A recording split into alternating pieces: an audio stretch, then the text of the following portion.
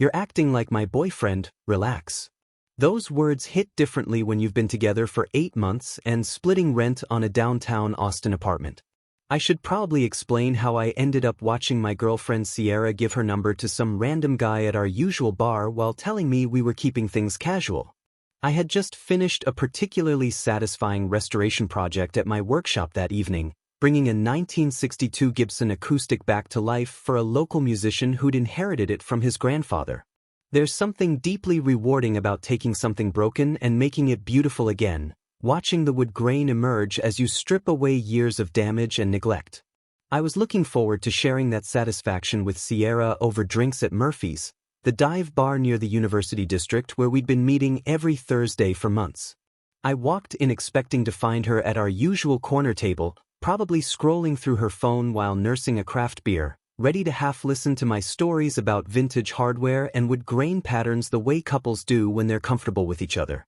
Instead, I found her leaning across a high-top table towards some guy in an expensive button-down, laughing at whatever mediocre joke he'd just told with the kind of exaggerated enthusiasm she usually reserved for her dance fitness classes. Her body language was unmistakable, the way she tilted her head and touched her hair, the practiced smile that meant she was working an angle. I watched from the doorway as she pulled out her phone, typed something, and slid it across the table to him. He grinned, typed his own number, and slid it back. The whole exchange had the choreographed feel of something she'd done many times before. When I approached their table, Sierra looked up with mild annoyance rather than surprise, like I was interrupting something important rather than stumbling onto my girlfriend's active dating life. She introduced me to Brad or Chad or whatever his name was as her friend, emphasizing the word in a way that made it clear I was being categorized as irrelevant to her evening plans. The guy shook my hand with the confident grip of someone who thought he'd just won something,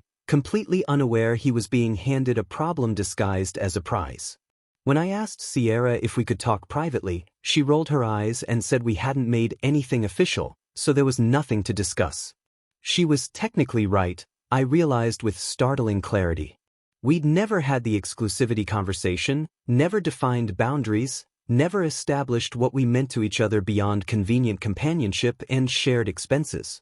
I'd been operating under assumptions while she'd been operating under entirely different rules. As I stood there processing this information, I noticed Harmony sitting alone at a corner table with a book and a half-finished beer, probably waiting for friends who were running late. Sierra had mentioned Harmony countless times over the months, always with barely disguised contempt, calling her desperate and clingy for supposedly chasing guys who weren't interested in commitment. The irony wasn't lost on me as I watched Sierra work her charm on a stranger while criticizing other women for wanting clarity in their relationships. I walked to the bar, paid my tab along with Sierra's, then approached Harmony's table with a sudden sense of purpose. I asked if she'd like to leave and maybe grab coffee somewhere quieter, making sure my voice carried just enough for Sierra to overhear.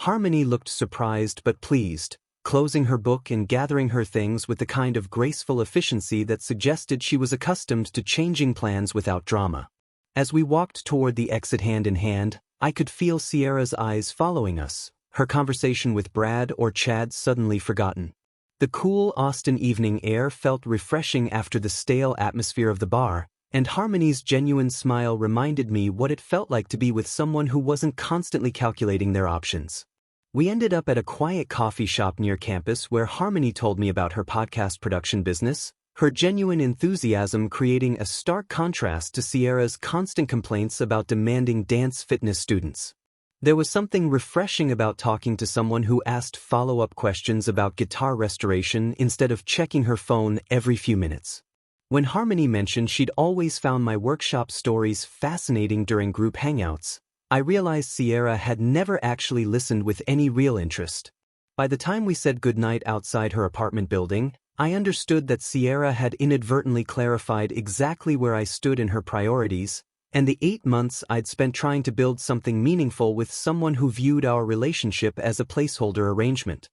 I started moving my belongings out of Sierra's upscale apartment the next morning while she was teaching her early dance fitness classes at the boutique studio downtown.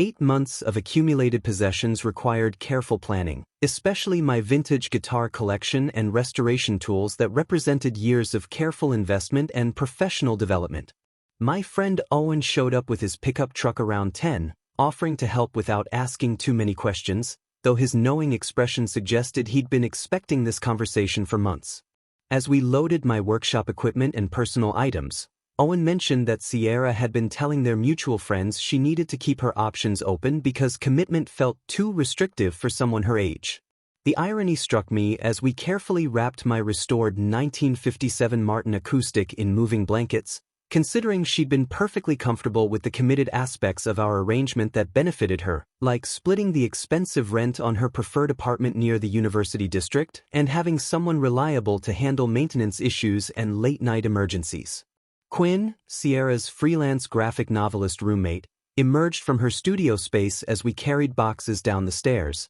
her paint-stained apron and concerned expression making it clear she'd been expecting some kind of confrontation. She warned me that Sierra had been complaining about feeling suffocated by my expectation of basic relationship consideration, conveniently ignoring how heavily she relied on my contribution to their premium lease and utilities that allowed her to maintain her preferred lifestyle in one of Austin's most expensive neighborhoods. Quinn's genuine worry about the financial implications suggested she understood better than Sierra did how much my departure would impact their living situation, since Sierra's income from part-time dance instruction barely covered her personal expenses, let alone her share of their upscale rent. I kept my exit strategy private, focusing on the practical aspects of relocating my life while Owen provided running commentary about Sierra's social media posts from the previous evening, which apparently included several photos with her new friend Brad along with captions about living authentically and refusing to settle for less than she deserved. The process took most of the day, carefully dismantling the workshop space I'd created in the spare bedroom and packing the specialized tools and materials that represented my professional identity as someone who brought broken things back to life. By evening, I'd successfully removed every trace of my presence from the apartment, leaving Sierra with the complete freedom she'd claimed to want along with the full financial responsibility she'd apparently never considered. Owen helped me load the last box into my truck, then mentioned he'd heard through their friend group that Sierra had been planning to have another serious conversation with me about establishing boundaries that would allow her to date other people while maintaining our domestic arrangement. The timing of her bar performance the night before suddenly made perfect sense as a strategic move to force that conversation on her terms, except she'd miscalculated my willingness to accept a demotion in status while retaining all the responsibilities.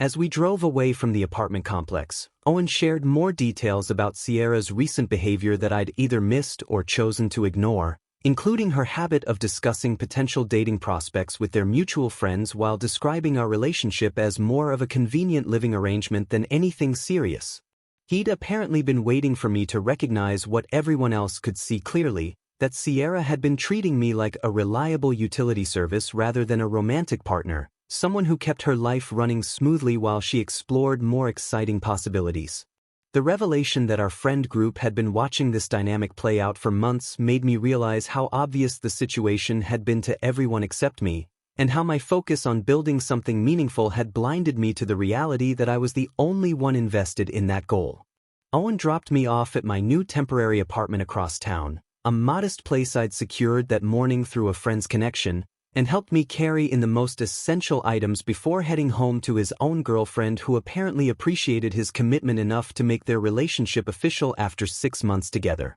That evening, I sat in my sparse but peaceful new space, surrounded by boxes containing everything that mattered to me professionally and personally, feeling a profound sense of relief at finally having clarity about where I stood with someone who'd spent months keeping me guessing about my value in her life.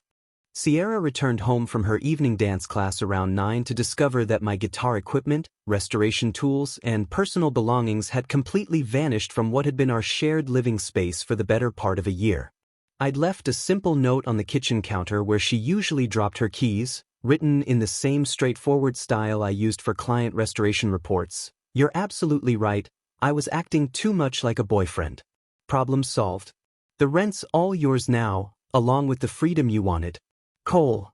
The message was designed to acknowledge her stated position while making the practical implications crystal clear, since Sierra had apparently never considered that rejecting boyfriend responsibilities might also mean losing boyfriend benefits like shared rent and household support. According to Owen, who received the first frantic call around 10:30, Sierra had spent nearly an hour searching the apartment for signs that I might be playing some kind of elaborate prank, checking closets and storage areas where my belongings had been permanently housed just that morning.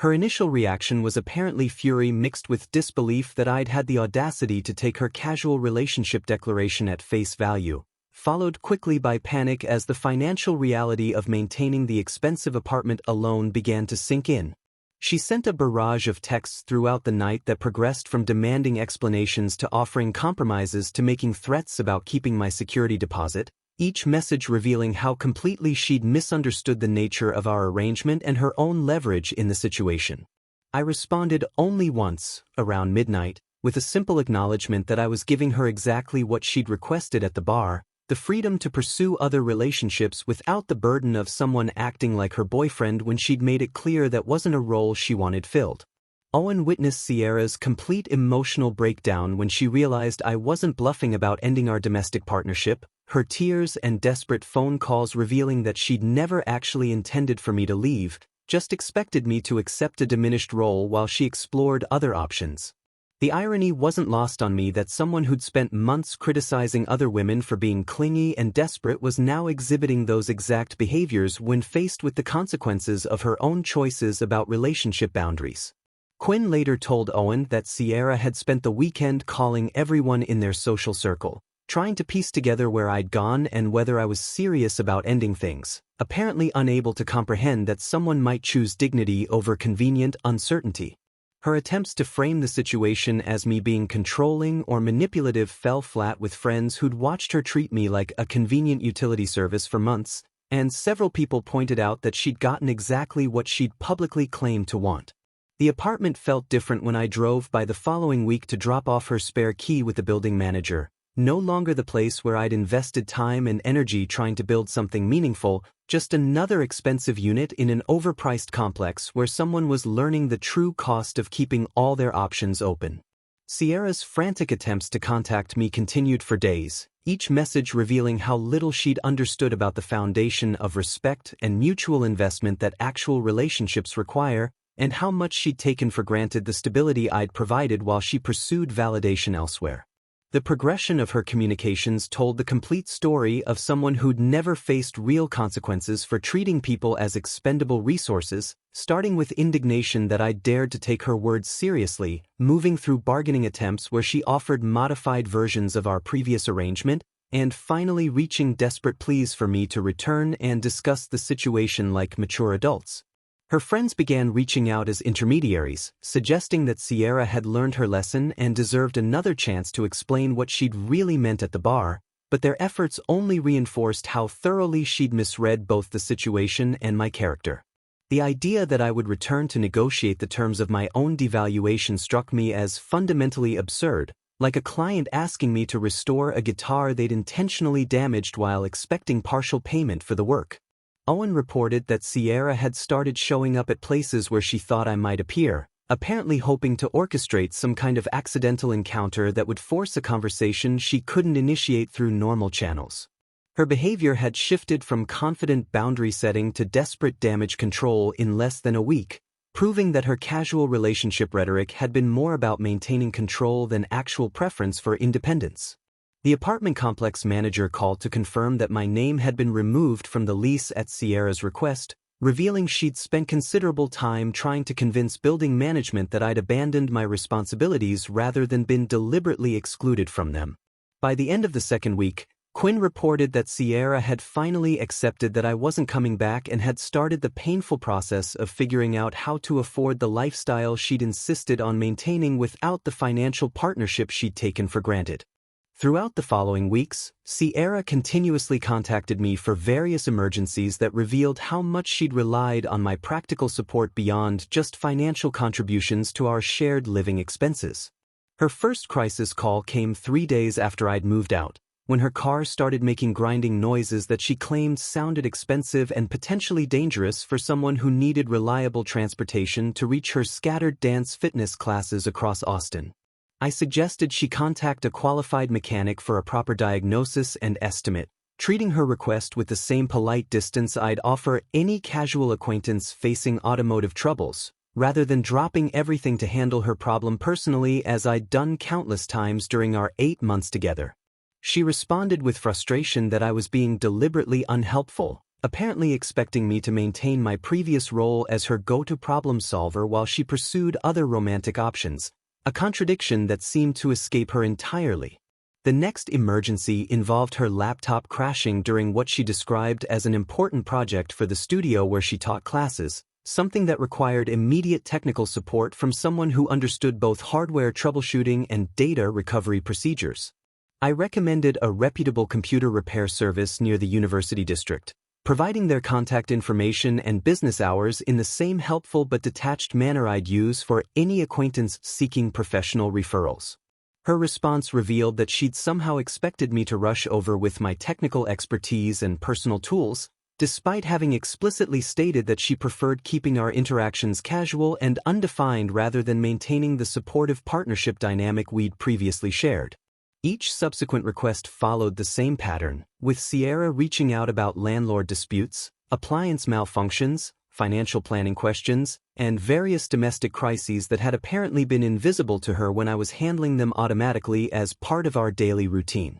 I consistently responded with practical suggestions for professional services or resources she could access independently, maintaining the boundaries she'd established while refusing to enable her expectation that I should continue providing boyfriend-level support to someone who'd rejected that relationship category. Her growing frustration with my polite but distant responses demonstrated how little she'd understood the comprehensive nature of the partnership she'd been taking for granted, assuming she could selectively retain the benefits while eliminating the commitment and exclusivity requirements that typically accompanied such arrangements. When she tried to guilt me about abandoning our special connection during a particularly manipulative late-night text session, I reminded her that casual dating partners typically don't provide emergency financial support, technical assistance, or personal handyman services, and that she was perfectly capable of handling these situations through the same professional channels that single adults normally utilized. The conversation revealed that Sierra had never actually wanted casual dating freedom,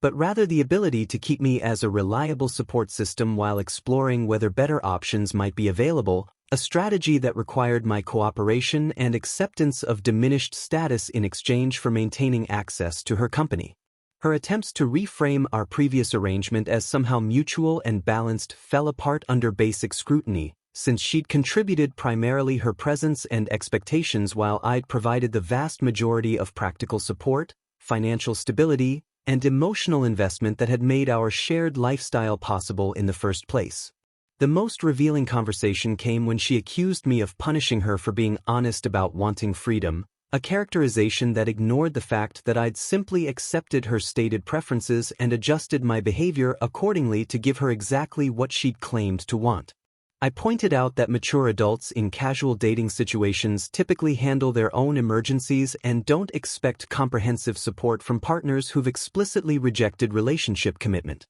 Her response revealed that she'd somehow expected me to continue providing all the practical benefits of a committed partnership while she explored other romantic possibilities, a situation that would have required me to accept a fundamentally unequal arrangement disguised as dating flexibility. The cognitive dissonance was remarkable, watching someone who'd spent months criticizing other women for being needy exhibit those exact behaviors when faced with the natural consequences of her own boundary-setting decisions. Owen reported that Sierra had started complaining to their mutual friends about my sudden coldness, apparently hoping to generate social pressure for me to return to my previous support role despite her continued rejection of any official relationship status. Her narrative painted me as vindictive for treating her exactly as she'd requested, revealing how little she'd thought through the practical implications of the freedom she demanded. The irony wasn't lost on me that someone who'd accused me of acting too much like a boyfriend was now upset that I'd stopped acting like one, proving that her problem had never been with my behavior but with her inability to commit to either accepting or rejecting the relationship security I'd been offering. My friendship with Harmony began developing into something more substantial after I helped her set up professional equipment for her freelance podcast production business, a project that revealed how much we shared in terms of values about honest communication and mutual respect in both personal and professional relationships. She'd been building her client base steadily over the past year, working with small businesses and independent creators who needed quality audio content but couldn't afford the premium studios downtown, and her dedication to delivering excellent results on realistic budgets reminded me of my own approach to guitar restoration work. Unlike the dynamic I'd experienced with Sierra, where my professional skills were taken for granted until needed for emergency repairs, Harmony genuinely appreciated the technical expertise I brought to solving her studio setup challenges and insisted on compensating me fairly for the time and knowledge I contributed to her business expansion plans. Our collaboration felt natural and balanced from the beginning, with both of us contributing our respective skills and resources equally rather than one person providing comprehensive support while the other offered primarily their presence and expectations in return.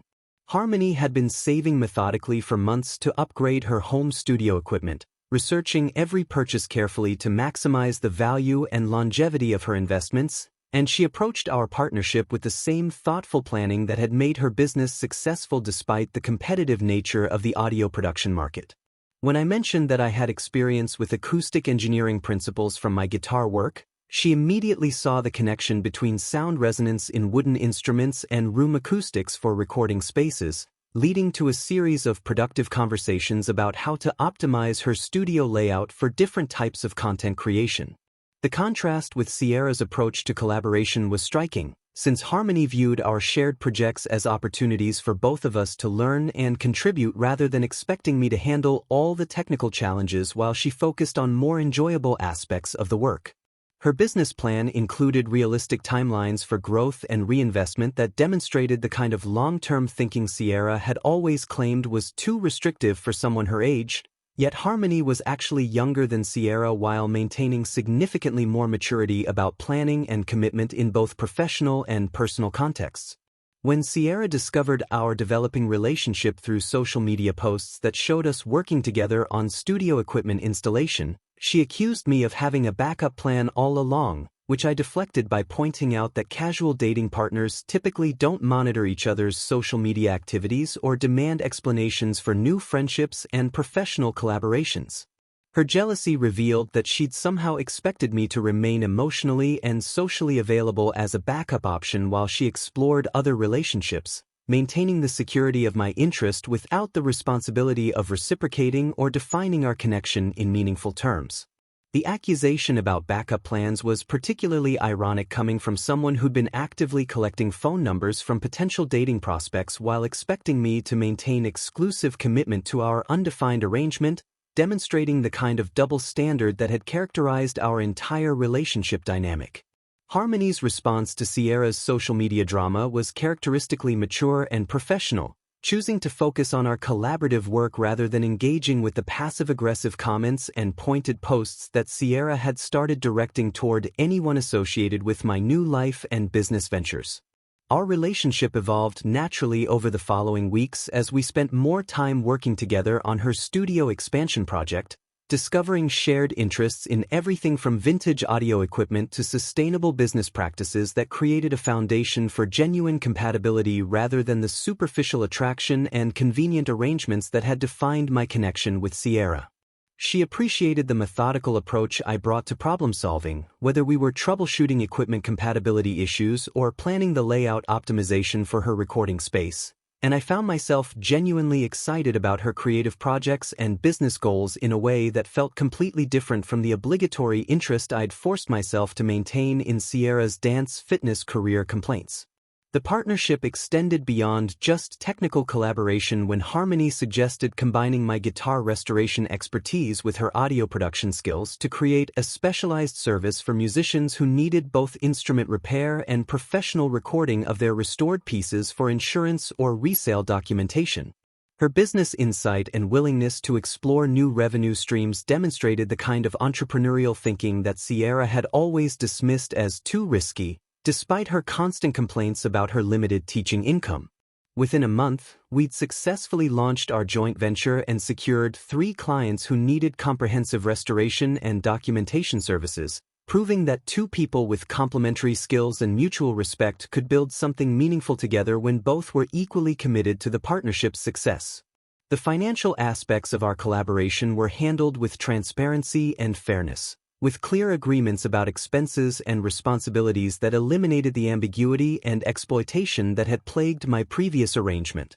Unable to afford the apartment's premium rent alone, Sierra desperately searched for a roommate but discovered that her requirements for someone who wouldn't judge her lifestyle choices and would accept inconsistent payment schedules eliminated most potential candidates who had stable income and reliable rental history. According to Quinn, who'd moved out within a month to avoid the financial chaos, Sierra's screening process revealed how unrealistic her expectations had become, since she wanted someone who would cover her shortfalls without questioning her spending priorities or social schedule, essentially seeking another person willing to subsidize her preferred lifestyle without expecting accountability or reciprocal consideration. The few people who responded to her advertisements quickly lost interest once they learned about the expensive location, her irregular income from dance instruction, and her apparent belief that household responsibilities should be negotiated based on convenience rather than established through mutual agreement and consistent follow-through. Her desperation grew as the first month's solo rent payment depleted most of her savings and forced her to recognize that maintaining the upscale apartment required either significant lifestyle changes or finding another person willing to function as her financial safety net,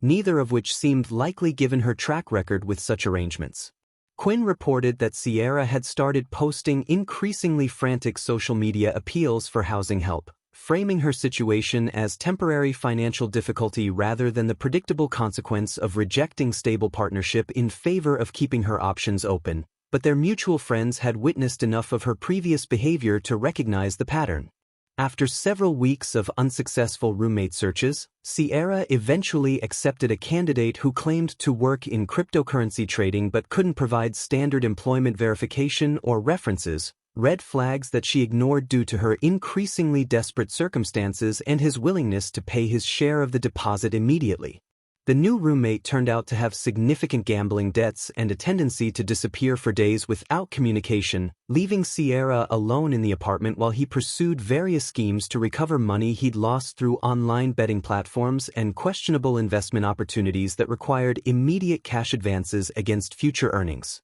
Within 2 months, he'd disappeared entirely after damaging the apartment's hardwood floors, and Sierra discovered that several electronics had vanished along with him, including the laptop I'd helped her select during our relationship. The apartment management company held Sierra liable for both the repair costs and missing rent, since her name was the only one officially on the lease, and her attempts to claim that she'd been victimized by a dishonest roommate fell on deaf ears when they pointed out that tenant screening was her responsibility as the primary leaseholder. Meanwhile, my business partnership with Harmony continued flourishing as we successfully expanded our joint venture to include vintage instrument authentication services for collectors and estate sales, combining my restoration expertise with her documentation and marketing skills to create a comprehensive service that attracted clients from across Texas and neighboring states. Our personal relationship had evolved naturally alongside our professional collaboration, built on the foundation of mutual respect and shared goals that made both aspects of our partnership feel effortless rather than requiring constant negotiation and compromise like my previous experience with Sierra's changing expectations and boundaries. Harmony's approach to both business and personal relationships emphasized clear communication and consistent follow-through, qualities that had allowed her to build a successful freelance career and maintain long-term friendships with clients and colleagues who appreciated her reliability and professional integrity. The contrast between building something meaningful with someone who appreciated partnership versus trying to maintain a relationship with someone who viewed commitment as limitation became increasingly obvious as Harmony and I planned our future together with the same thoughtful consideration she brought to her business expansion strategies. Our success attracted attention from local musicians and collectors who appreciated comprehensive restoration and documentation services, and we'd started receiving referrals from music stores and estate attorneys who needed reliable professionals for authentication work. The financial stability and personal satisfaction I'd gained from this partnership stood in stark contrast to Sierra's increasingly desperate situation, which had progressed from roommate problems to potential eviction as she struggled to meet her financial obligations while maintaining the social lifestyle that had initially attracted her to the expensive apartment location. Quinn kept me updated on Sierra's circumstances through Owen, since our friend group had been watching her situation unfold with frustrated recognition that she'd created most of her problems through poor decision-making and unrealistic expectations about other people's willingness to subsidize her choices. The apartment complex had started eviction proceedings after Sierra fell 3 months behind on rent, unable to cover the full amount alone and unwilling to accept more affordable housing that would require adjusting her lifestyle expectations. Her attempts to crowdfund assistance through social media had generated minimal response, since most followers recognized that she was asking for money to maintain a luxury lifestyle rather than facing genuine hardship. Facing potential eviction and financial ruin, Sierra was forced to move back with her family in a smaller Texas town and take a job at a chain fitness franchise, trading her boutique dance studio position for hourly work at a corporate gym where her previous lifestyle expectations and social media presence seemed increasingly irrelevant to her daily reality. The move represented everything she'd claimed to want to avoid when she'd rejected stable relationships in favor of keeping her options open, but those options had proven largely theoretical when she actually needed practical support to maintain her independence and preferred living situation in Austin. Her family's reaction to her return was a mixture of disappointment and resigned acceptance, since they'd watched her pursue an unsustainable lifestyle while dismissing their advice about the importance of financial planning and realistic goal setting, warnings that had seemed restrictive and old-fashioned when she'd been enjoying the benefits of my subsidized support. Quinn reported that Sierra's social media presence had shifted dramatically from lifestyle inspiration posts to occasional updates about small-town life that carried an undertone of bitterness about circumstances beyond her control,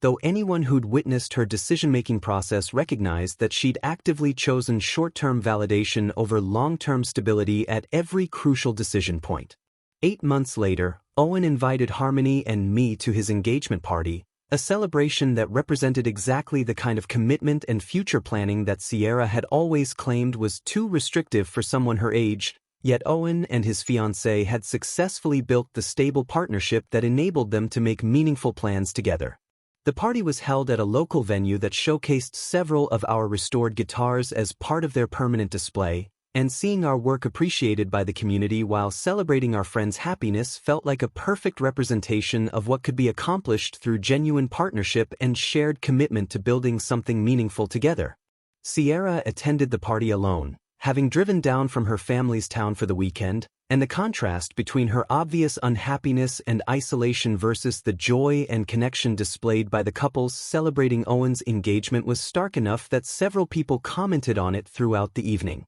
She looked smaller and more subdued than I remembered, wearing clothes that suggested financial constraints rather than her previous designer preferences, and her attempts to engage in conversations about Austin's social life fell flat since most attendees had moved on to discussions about career advancement, home ownership, and family planning rather than the casual dating dynamics that had once dominated her interests. When she spotted Harmony and me across the room, her expression shifted through surprise, pain, and what looked like genuine regret, but I felt only distant sympathy for someone who'd made poor choices and was experiencing predictable consequences. Our brief interaction was polite but distant, with Sierra making forced small talk about our obvious success while I responded with the same courteous but detached manner I'd use with any casual acquaintance. Harmony handled the encounter with characteristic grace and maturity, acknowledging Sierra's presence without defensiveness or territorial behavior, since our relationship was built on sufficient trust and security that we didn't need to worry about external validation or competition from people who represented past chapters rather than current concerns. As we drove home that evening, I reflected that my response to Sierra's initial boundary setting hadn't been calculated revenge but simply accepting her stated preferences at face value and adjusting my behavior accordingly, demonstrating that people often receive exactly what they claim to want even when it's not what they actually need for genuine happiness and fulfillment. The entire experience had taught me valuable lessons about the difference between someone who temporarily enjoys the benefits of partnership and someone who truly values the foundation of mutual respect that makes meaningful relationships possible. Sierra's journey from confident boundary setting to desperate appeals illustrated how easy it is to mistake having options for having good options, and how the freedom to keep all doors open can become a prison when none lead to anything substantial. Harmony and I continued building our life together with the same thoughtful planning that had made our professional partnership successful, and I realized that finding someone who appreciated stability rather than viewing it as limitation had been worth every moment of uncertainty I'd experienced while learning to recognize the difference. The contrast between Sierra's current isolation and our thriving partnership wasn't about revenge, but simply about the natural consequences of different approaches to relationships, proving that people who consistently choose short-term validation over long-term investment eventually find themselves with neither option available.